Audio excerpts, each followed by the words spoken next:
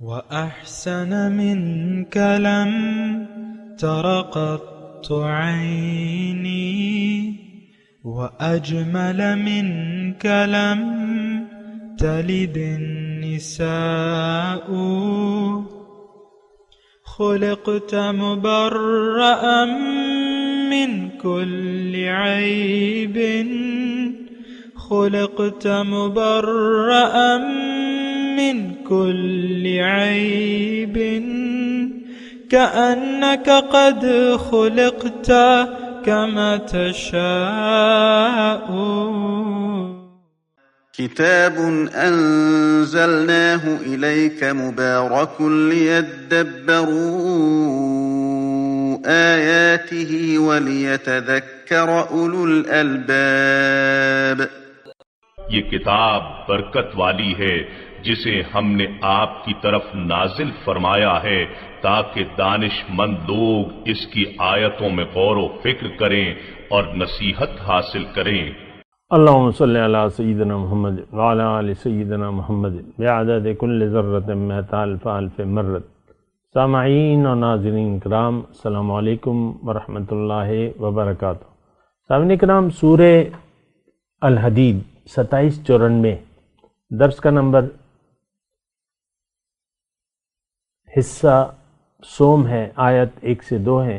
آج کا موضوع، کیا ہمارے دل اللہ تعالیٰ کی یاد سے خالی اور دنیا کی یاد سے آباد ہیں؟ اس کے ساتھ آج کے سبق کا آغاز کرتے ہیں. سب سے پہلے گزشتہ سبق کا اعادہ ہوگا. اعوذ باللہ من الشیطان الرجیم. پناہ مانگتا ہوں میں اللہ کی شیطان مردود سے. بسم اللہ الرحمن الرحیم.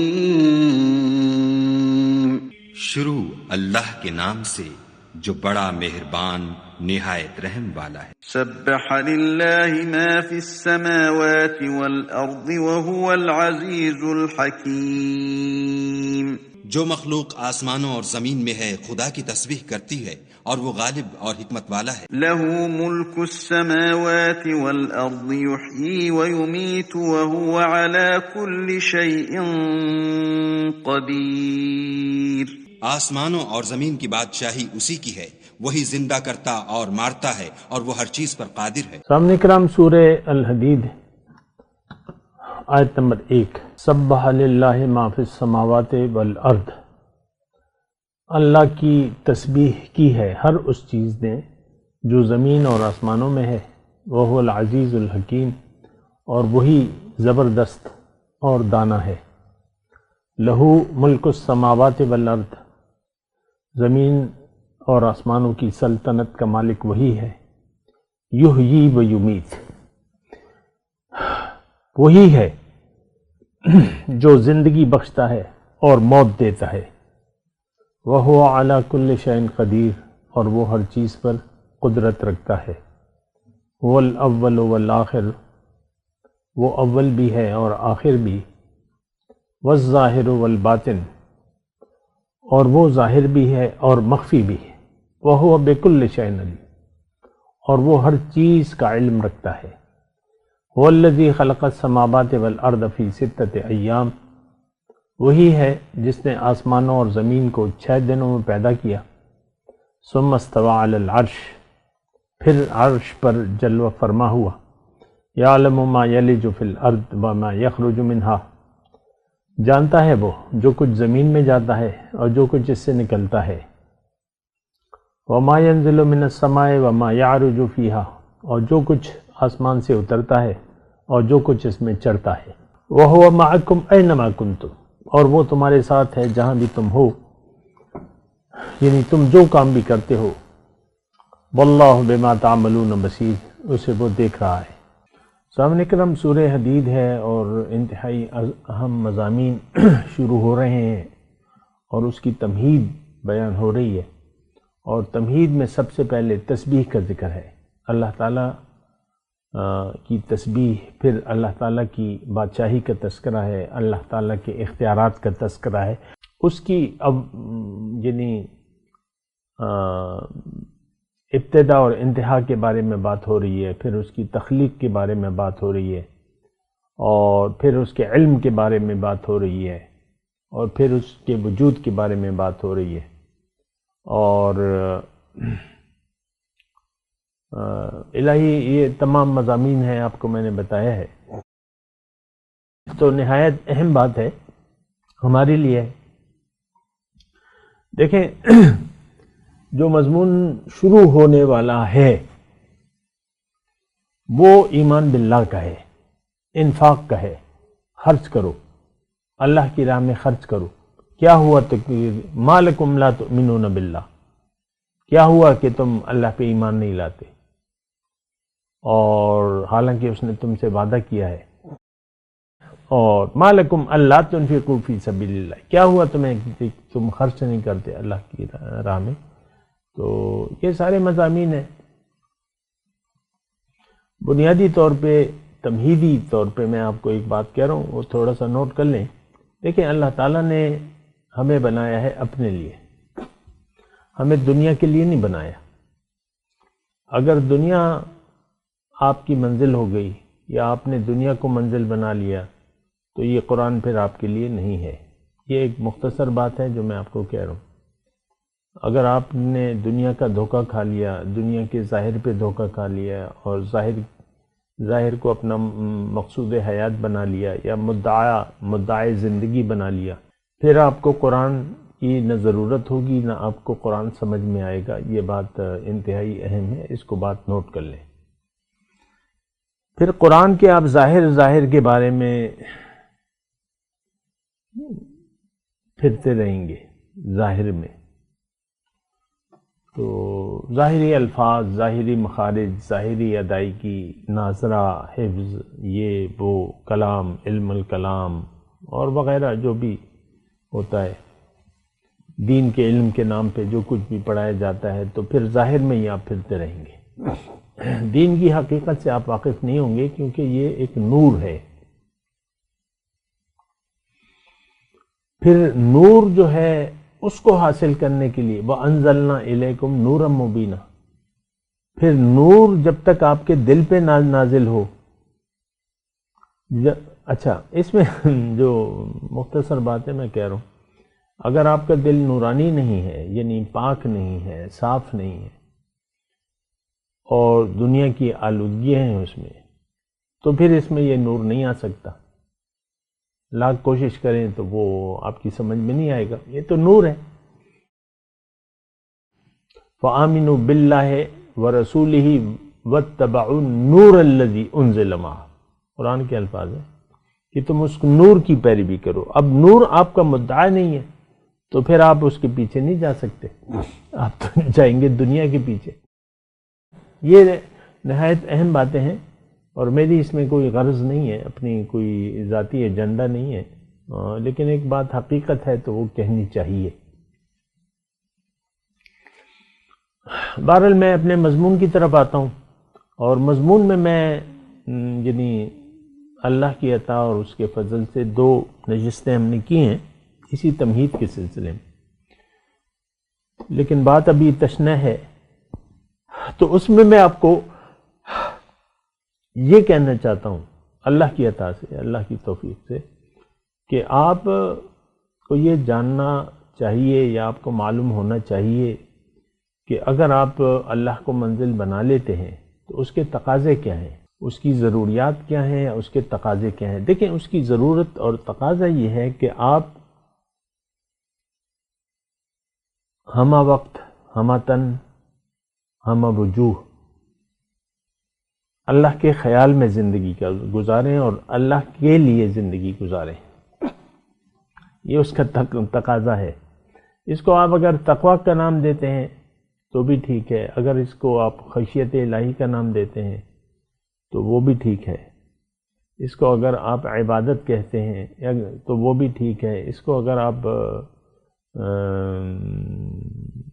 ذکر کہتے ہیں، ذکر وَاذْكُرُوا اللَّهَ ذِكْرًا كَثِيرًا وَاذْكُرُوهُ كَمَا هَدَاكُمْ، تو یہ بھی ٹھیک ہے. سارے ایک ہی چیز ہیں، ہم معنی ہیں تقریباً الفاظ، ایک کیفیت دوسرے کے ساتھ مشروط ہے. تقوی، خشیت، عبادت یا اللہ نے پکارا، اللہ کو پکارنا، فدعوہ، اسی کو پکارو، مخلصین اللہ الدین، دین کو اس کے لیے خالص کر لو. یہ ساری ہم معنی تقریباً الفاظ ہیں اور اس کا جو ہے نچوڑ ایک ہی ہے. اچھا، اب یہ چیز جو ہے یہ اس وقت آپ کے اندر پیدا ہوگی یا آپ کر سکیں گے جب آپ اس کی طرف متوجہ ہوں. دیکھیں دنیا میں بھی ایک بات نوٹ کر لیں، دنیا میں بھی آپ جب تک پوری طرح ایک کام کو توجہ نہیں دیتے، اس کو ضرورت نہیں سمجھتے، اس کی ضرورت یعنی اس کی ضرورت آپ کے خیال میں نہیں ہے، تو پھر آپ اس کی طرف متوجہ بھی نہیں ہوں گے، پھر آپ وہ کام کریں گے بھی نہیں. یہ ایک عام بات ہے جو میں کہہ رہا ہوں، عام بات ہے. گرمی کا موسم ہے، آپ نے پانی پیا ہے اور اب مزید پانی اگر کوئی پیش کرے تو آپ کہیں گے نہیں مجھے ضرورت نہیں ہے. اسی طرح دین کی ضرورت دنیا دار کو نہیں ہو سکتی، نہیں یہ مجھے ضرورت نہیں ہے. ہاتھ جوڑیں گے اب عملی طور پہ، اس وقت عملی طور پہ ہم نے ہاتھ جوڑے ہوئے، معافی نہیں چاہیے، دین نہیں چاہیے، مکمل دین نہیں چاہیے. تو دیکھیں یہ بہت بڑی خطائیں ہیں جو ہم کر رہے ہیں. ایک تو یہ ہے کہ جو سورت کا مضمون ہے، ہم اللہ کی تسبیح نہیں بیان کر رہے. اصل تسبیح میں نے آپ کو اللہ تعالیٰ کی عطا سے یہ بتایا کہ اصل تسبیح تو عملی تسبیح ہے کہ آپ اللہ کی یاد میں ایسے زندگی گزاریں کہ کوئی پل آپ کا اس کی اطاعت سے خالی نہ ہو، اس کی بندگی سے، اس کی اطاعت سے، اس کے تقوی سے خالی نہ ہو. یہ تسبیح ہے. اگر یہ درجہ آپ کو حاصل نہیں ہے تو زبان کی تسبیح کا پھر آپ کو کوئی فائدہ نہیں ہوگا. زبانی تسبیح کی اپنی اہمیت ہے، لیکن پہلے عملی طور پہ ایک بات ہے جو اگر آپ جس کو آپ بات نہیں سمجھتے تو پھر زبانی تسبیحات پھر کام نہیں کریں گے. ہزاروں کی تعداد میں شاید آپ ورد کرتے ہوں، زبان سے تسبیحات پڑھتے ہوں، اور میں نے دیکھا ہے ایسے لوگ ہزاروں کی تعداد میں بعض تسبیحات پڑھتے ہیں لیکن اس کے دل پہ کوئی اثر نہیں ہوتا، کیونکہ یہ دل تو اس کا کہیں اور متوجہ ہے اور وہ تو کسی اور نتائج کے لیے ذکر کر رہا ہے. لو جی آیت کریمہ کا ورد کرتے ہیں، لوگوں کو بلا لیتے ہیں، پھر گٹھلیوں کے انبار بچھا دیتے ہیں، آیت کریمہ پڑھو، یہ کرو وہ کرو. اور اگر کچھ ظاہری مقصد نہ بھی ہو پھر بھی اگر آپ تسبیح یا ذکر کے حقیقی معنی سے آگاہ نہیں ہیں تو پھر ظاہری تسبیحات کا کوئی فائدہ آپ کو نہیں ہوگا. یہ ایک بات نوٹ کر لیں، میں نے آپ سے کہہ دی. اچھا، اب جو مضمون ہم پڑھ رہے ہیں سورہ الحدید کی ابتدائی آیات جو ہیں 6 آیات، یہ بڑا اہم مضمون ہے. سبح للہ ما فی السماوات والارض. آپ کو میں نے بتایا یہ یعنی صیغہ جو ہے ماضی کا ہے، اللہ کی تسبیح کی ہے. ہر اس چیز نے جو زمین اور آسمانوں میں ہے تسبیح کر رہی ہے. تو یہاں پہ میں ایک جزوی طور پہ ایک نقطہ آپ کے سامنے، اصل تسبیح تو وہی ہے، کلن قد علم صلاتہ و تسبیحہ. ہر تخلیق اللہ کی، اللہ نے فرمایا کہ اپنی نماز اور اپنے تسبیح کو جانتی ہے. نماز کا میں نے یہاں مطلب دیا ہے جو کام جس کام کے لیے پیدا کیا ہے وہ کیسے کرنا ہے، اور تسبیح کا مطلب یہ ہے کرنا کیا ہے، کرنا کیسے ہے. اور اس میں اکثر آپ کو مثال دیتا رہتا ہوں، شہد کی مکھی، اس کو پتہ ہے کہ میں نے تو ایک ہی کام کرنا ہے، کیسے کرنا ہے، کیا کرنا ہے اور کیسے کرنا ہے یہ اس کو پتہ ہے. وَآتَا كُلَّ شَيْءٍ هُدَاهَا. قرآن میں دوسری جگہ ہے کہ ہر چیز کو میں نے اس کی ہدایت دے دی ہے فطری طور پہ.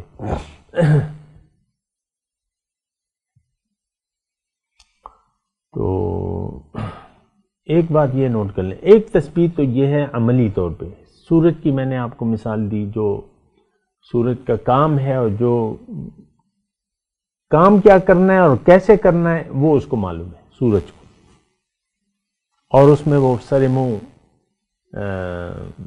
فرق نہیں آتا، اس میں وہ ایک کام ہے، ایک رفتار ہے، ایک فاصلہ ہے، زمین سے ایک فاصلہ ہے، ایک رفتار ہے، اور پھر وہ جو بھی ہے ایک خاص مقدار میں شعاعیں زمین سمندر پر پڑتی ہیں، ہمیں پڑتی ہیں،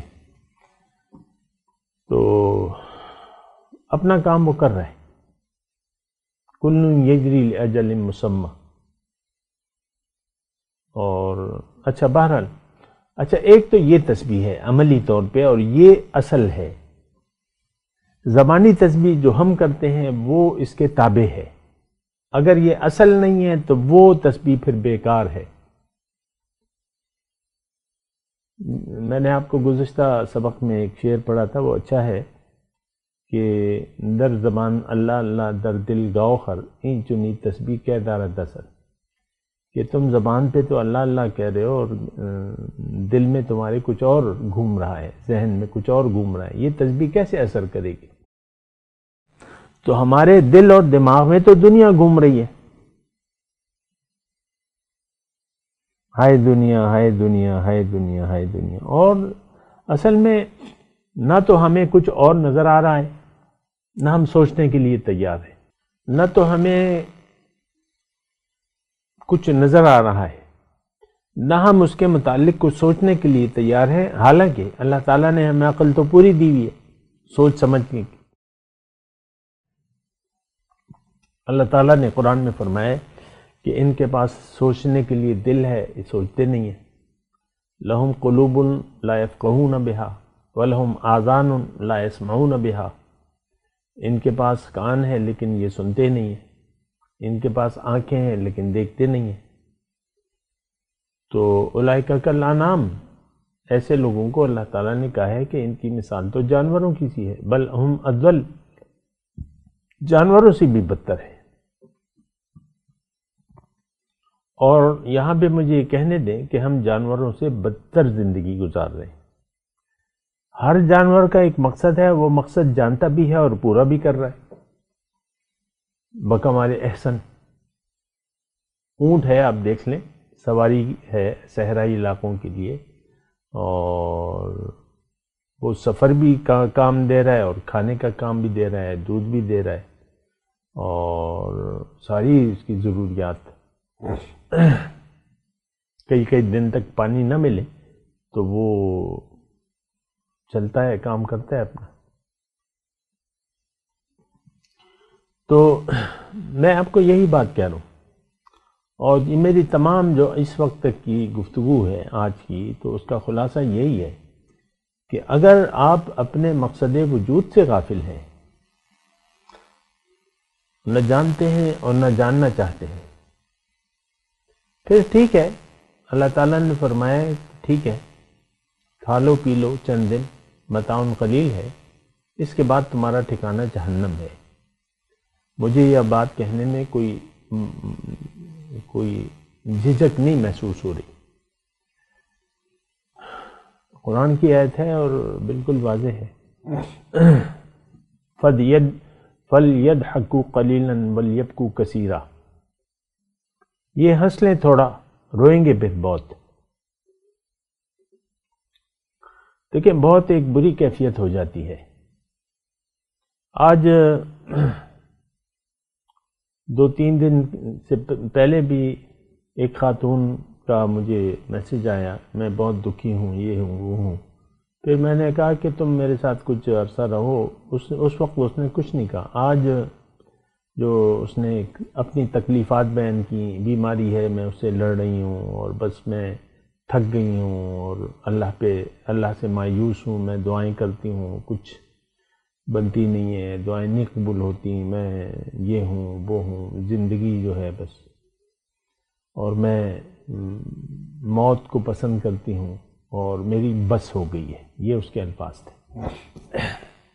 اب یہ دیکھیں، سارا علم کی نہ ہونے کا نتیجہ ہے کہ آپ نے بجائے دنیا کو یہ امتحان دینے کے، آپ اس میں آرام اور آسائش اور اس کے یعنی یہ آپ کے ذہن میں ہے کہ ایک اچھی زندگی آپ گزارنا چاہتی ہیں، بیماریاں نہ ہو، یہ نہ ہو، وہ نہ ہو. یہ میں نے اشارتاً آپ کو بات کی. اب ظاہر ہے یعنی یہ کیا چیز ہے؟ یہ لا علمی ہے. زندگی تو ایک امتحان ہے. اللہ تعالیٰ نے فرمایا میں تمہیں اچھی اور یا بری حالت میں آزماؤں گا. تو لیکن ادھر یہ بھی فرمایا کہ میں تمہاری طاقت سے زیادہ تم پہ بوجھ نہیں ڈالوں گا. اب دیکھیں ہماری منزل تو بن گئی ہے دنیا. ہم تو دنیا آرام آسائش زندگی گزر جائے گی آرام کے ساتھ. تو ہم دنیا کا چین سکون آرام چاہتے ہیں اور یہی سودا ہمارے گھر ذہن میں سمایا ہوا ہے. اسی کے لیے ہم زندگی بھی گزار رہے ہیں. پھر جب وہ توقعات ہماری پوری نہیں ہوتی ہیں تو پھر ہم پریشان ہو جاتے ہیں. ہر انسان پریشان ہے. ہزاروں خواہشیں ایسی کہ ہر خواہش پہ دم نکلے. ہم خواہشوں کی تو کوئی انتہا نہیں ہے. اچھا گھر ہوگا، اچھا کھانا رہنا سب کچھ ٹھیک ٹھاک ہوگا، پھر بھی گھر والے مطمئن نہیں ہوں گے. بہت اعلیٰ ترین گھر لیکن رہنے والے جو ہیں مجھے پتہ ہے، میں نے نہیں دیکھے یعنی لیکن مجھے پتہ ہے کہ ہیں بہت اعلیٰ ترین، ہر چیز موجود ہے لیکن پریشانی ہے. تو دیکھیں یہ ساری ناسمجھی کی وجوہات ہیں. ہم لوگ زندگی کے مقصد سے غافل ہیں اور غافل رہنا چاہتے ہیں. کیوں کہ ہم نے زندگی کو دنیا کی زندگی ہی قرار دے دیا ہے. اسی کو زندگی سمجھ لیا ہے. اور یہ ایک دو لوگوں کی بات نہیں ہے، تھوڑے لوگوں کی بات نہیں ہے. ساری امت کا میں نے کہا ساری امت 1.5 ارب لوگ اسی دنیا کے لیے زندگی گزار رہے ہیں. اور دنیا ہی بس دین برائے نام ہے. جو بھی ہے کلمہ نماز روزہ حج زکوٰۃ برائے نام.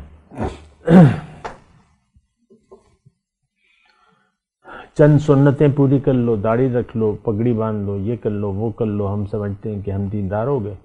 عورت پردہ کر لے، پردہ شروع کر دے تو وہ کہتی ہے میں تو بڑی دیندار ہو گئی ہوں. نماز روزے کی پابندی اسی کو ہم نے دین سمجھا. ایسا نہیں ہے. دیکھیں دراصل تو آپ کو اپنے دل کو چمکانا ہے، تزکیہ کرنا ہے، قلب کا تزکیہ کرنا ہے. سب سے پہلی جو بات ہے علیکم انفسکم، تم پر ذمہ داری تمہاری ہے. پہلے اپنے نفس کو چمکانا ہے، پھر اور لوگوں کو دعوت دینی ہے. 2 باتیں ہیں ضروری ہیں. امر بالمعروف نہی عن المنکر اس وقت جب آپ برائی سے رک جائیں اور نیکی شروع کر دیں. پھر اوروں کو، آپ کے پاس روشنی نہیں ہے اور لوگوں کو کیا روشنی دکھائیں گے؟ آپ کا اپنا دل میلا ہے اور لوگوں کو کیا کہیں گے کہ بھئی تم اپنے دل کو پاک کر لو.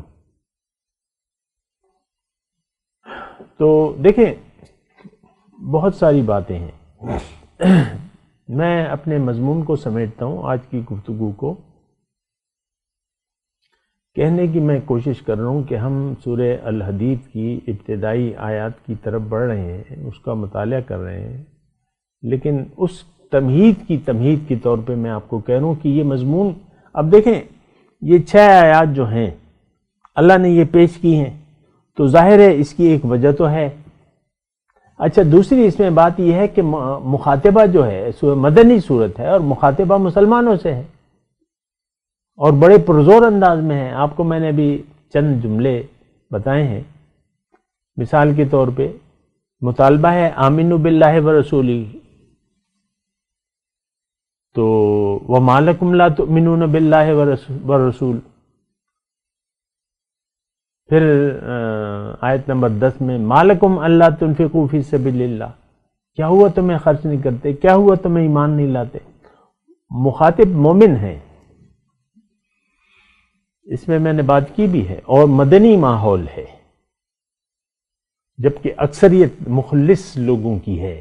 لیکن بعض جو ہے ہم جیسے بھی ہیں جو ایمان کے تقاضے نہ جانتے ہیں نہ پورے کر رہے ہیں اور خرچ بھی نہیں کر رہے ہماری طرح، خرچ کو نقصان سمجھتے ہیں ہماری طرح، ایسے لوگ بھی موجود ہیں۔ تو ان لوگوں سے دیکھیں، اللہ تعالیٰ تو سب لوگوں کا بھلا چاہتا ہے، سب لوگوں کا بھلا چاہتا ہے۔ اللہ تعالیٰ چاہتا ہے کہ تم سب لوگوں کے دل توبو الی اللہ جمیعاً، اللہ کے حضور سارے توبہ کر لو۔ اللہ سب کو جنت میں لے جانا چاہتا ہے۔ اب دیکھیں، منافق جو تھے مدینے کے، تو فوراً یعنی ان کے ساتھ بہت اللہ تعالیٰ نے یعنی رعایت کی کہ بھئی ٹھیک ہو جاؤ، ٹھیک ہو جاؤ، ٹھیک ہو جاؤ۔ یہاں بھی وہی لوگ تقریباً مخاطب ہیں جو مخلص، بالکل مخلص نہیں ہے، اور جو اپنی مال و جان کو اللہ کی راہ میں نہیں کھپانے والے، جو نقصان سمجھتے ہیں، ان لوگوں سے اللہ تعالیٰ مخاطب ہے۔ پھر اس کے لیے ایک لمبی تمہید 6 آیات پر مشتمل، اور بنیادی بات اللہ تعالیٰ ان کے بتا رہا ہے، اور یہی ہمارے لیے ہے۔ ہم بھی تو مدینے کے منافقوں کی طرح ہیں، ہم بھی برائے نام، ہمارے دل میں ایمان نہیں ہے اور برائے نام ہم اسلام کا دعویٰ کرتے ہیں، اور وہ بھی حضور صلی اللہ علیہ وسلم کے ساتھ نمازیں پڑھتے تھے، ہم بھی باجماعت نمازیں پڑھتے ہیں 5 وقت کی مثال کے طور پہ، لیکن ہمارے دل بھی ایمان سے خالی ہیں، ان کے دل بھی ایمان سے خالی تھے، یہاں تک کہ اللہ تعالیٰ نے کافروں اور منافقوں کو جہنم میں جمع کرنے کی بات کی ہے۔ ان اللہ جامع الکافرین والمنافقین فی جہنم جمیعا، یہی ٹھکانہ ہے ان لوگوں کا۔ تو بہرحال خلاصہ کلام یہی ہے کہ میں آپ سے مخاطب ہوں،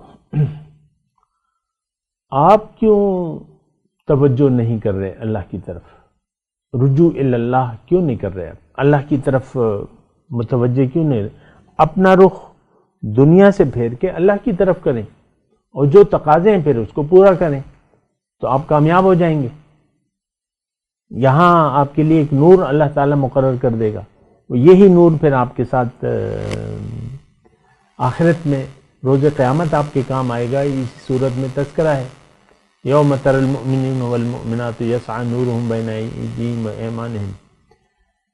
بہرحال میں تلاوت کرتا ہوں، میرے ساتھ دہرائیے۔ اعوذ باللہ من الشیطان الرجیم، بسم اللہ الرحمن الرحیم۔ سبح للہ ما فی السماوات والارض وہو العزیز الحکیم۔ لہ ملک السماوات والارض یحیی ویمیت وہو علی کل شیء قدیر۔ اب ان آیت کی تلاوت اور ترجمہ۔ اعوذ باللہ من الشیطان الرجیم۔ پناہ مانگتا ہوں میں اللہ کی شیطان مردود سے۔ بسم اللہ الرحمن الرحیم۔ شروع اللہ کے نام سے جو بڑا مہربان نہایت رحم والا ہے۔ سبح للہ ما فی السماوات والارض وهو العزیز الحکیم۔ جو مخلوق آسمانوں اور زمین میں ہے خدا کی تسبیح کرتی ہے، اور وہ غالب اور حکمت والا ہے۔ لہ ملک السماوات والارض یحیی ویمیت وهو علی کل شیء قدیر۔